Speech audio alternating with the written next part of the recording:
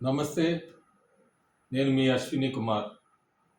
ఈరోజు రాజ్యసభలో ఆంధ్రప్రదేశ్‌కి సంబంధించి ముఖ్యమైన విషయం ఒకటి జరిగింది. రాజధానికి సంబంధించింది.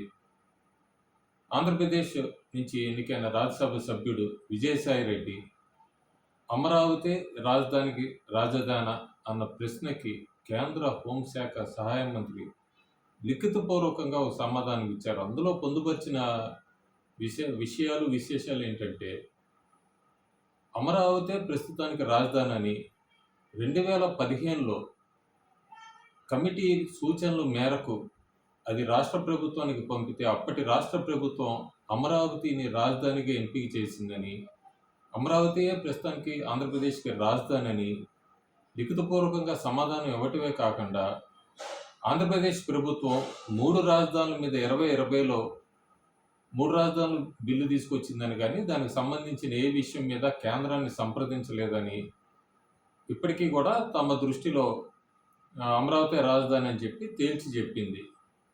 ఎంపీ విజయసాయిరెడ్డి రాజధానుల విషయం రాష్ట్రాలకి హక్కు లేదా అన్న దానికి మాత్రం కేంద్రం సమాధానం ఇవ్వకుండా దాటివేసింది.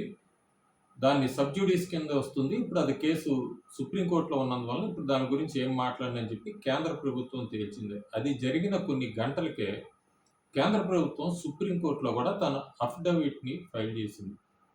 ఆంధ్రప్రదేశ్ ప్రభుత్వం ఏపీ హైకోర్టు అమరావతినే రాజధానిగా కొనసాగించాలి అని అన్నప్పుడు ఏపీ ప్రభుత్వం దాని మీద ఆ తీర్పు మీద సుప్రీంకోర్టుకి వెళ్ళిన సంగతి తెలిసిందే. సుప్రీంకోర్టు కేంద్ర ప్రభుత్వానికి అమరావతి రైతులకు ప్రతివాదులకి కౌంటర్ ఫైల్ చేయాలని చెప్పి నోటీసులు పంపింది. ఆ నోటీస్కి ప్రతిస్పందిస్తూ కేంద్ర ప్రభుత్వం చాలా క్లియర్గా 2015లో అమరావతినే రాజధానిగా అప్పటి రాష్ట్ర ప్రభుత్వం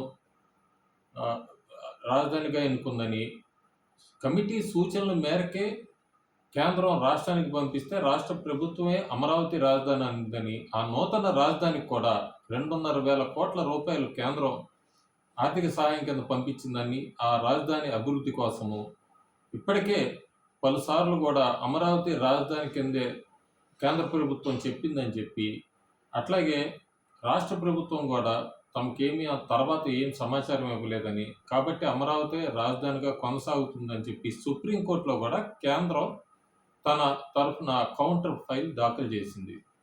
ప్రస్తుతానికి ఇక్కడికి ఎవరికి ఊహించినట్టుగా వాళ్ళు అమరావతి రాజధానిగానే కొనసాగుతుంది అన్న ఒక వాదన అయితే బలంగా వినబడుతున్నప్పటికీ, కేంద్ర ప్రభుత్వం ఎప్పుడైతే ఇది రాష్ట్ర పరిధిలోకి సంబంధించిందా అని ఎంపీ విజయసాయిరెడ్డి అడిగిన ప్రశ్నకు ఇది సబ్జ్యూడిస్ కిందకు వస్తుంది అన్న సమాధానం దాటివేసిన, ప్రస్తుతానికి జగన్ దగ్గర ఉన్న ఆప్షన్ ఒక్కటే అంటున్నారు విశ్లేషకులు. ఒకవేళ కనుక ఈ 3 రాజధానులు బిల్లు తీసుకురావాలన్నా, రాష్ట్ర రాజధానికి సంబంధించి ఏమైనా మార్పులు చేయాలన్నా, అది కేంద్ర ప్రభుత్వం ద్వారా మళ్ళీ పార్లమెంట్లో కొత్త చట్టం తీసుకొని వచ్చి ఆ చట్టం ద్వారానే తప్ప రాష్ట్ర ప్రభుత్వానికి అసెంబ్లీలో కానీ లేకపోతే శాసన మండలి ద్వారా కూడా ఈ రాజధాని మార్పు అనేది అంత తేలిక కాదు అంటున్నారు. ఎందుకంటే అది అప్పటి కేంద్ర ప్రభుత్వం కానీ అప్పుడు చేసిన రాష్ట్ర ప్రభుత్వం సెక్షన్ 5(6)(94) ఏపీ డిస్ట్రిబ్యూషన్ యాక్ట్లో ఉన్న చట్టం ప్రకారమే అమరావతిని రాజధానిగా ఎన్నుకున్నారని,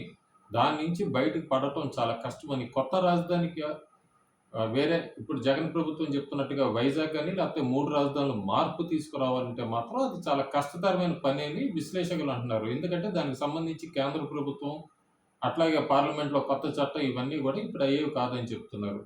ప్రస్తుతానికి కేంద్ర ప్రభుత్వం కూడా చెప్పింది సెక్షన్ 5(6)(94) ఈ చట్టం ప్రకారమే అప్పుడు ఏపీ డిస్ట్రిబ్యూషన్ యాక్ట్లో ఉన్న దాని ప్రకారమే అమరావతిని రాజధానిగా ఎన్నుకున్నారని కేంద్రం కూడా ఓకే చెప్పిందని కేంద్రం సమాధానం ఇచ్చింది.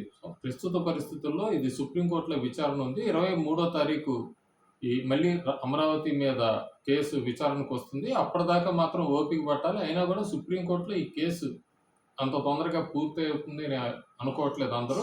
ఏదైనప్పటికీ కూడా అమరావతి రాజధాని అని ఇప్పటిదాకా రైతులు పాదయాత్రలు కానీ లేకపోతే ప్రతిపక్షాలంతా కూడా అమరావతి రాజధానిగా కొనసాగించాలి, అమరావతికి అనుకూలమైన వర్గాలకు మాత్రం ఇది కొద్దిగా ఊరట ఇచ్చే వార్త అని చెప్పచ్చు. ఎందుకంటే కేంద్ర ప్రభుత్వం తన వైఖరిని చాలా వరకు స్పష్టం చేసింది. 2015 నుంచి కూడా కేంద్రం అమరావతికే ఓకే చెప్పిందని, ఇంకా దాని మీద కొత్తగా చెప్పాల్సింది ఏమీ లేదని కూడా సుప్రీంకోర్టుకిచ్చిన సుప్రీంకోర్టులో ఫైల్ చేసిన అఫిడవిట్ ప్రకారం కూడా కేంద్రం తరఫున తన సమాధానం తానిచ్చింది. సో, ప్రస్తుతానికి మనం రాజధాని విషయం ఇంకా సుప్రీంకోర్టులోనే ఉంది. సుప్రీంకోర్టు ఏం చెప్తుందనేది ఫైనల్ అవుతుంది. ఇక్కడి వరకు ప్రస్తుతానికి రాష్ట్ర హైకోర్టు అమరావతి రాజధాని కొనసాగించాలని చెప్పింది. కేంద్రం కూడా తను ఫైల్ చేసిన దాని ప్రకారం కూడా అమరావతికి మద్దతు అన్నట్టు వాదనే వినబడుతుంది ప్రస్తుతానికి. మనం 23వ తారీఖు ఈ కేసు సుప్రీంకోర్టులోకి వచ్చాక ఆ విచారణ తదుపరి సుప్రీంకోర్టు ధర్మాసనం ఏం తీర్పు చెప్తుందనేది మాత్రం వేచి చూడాలి.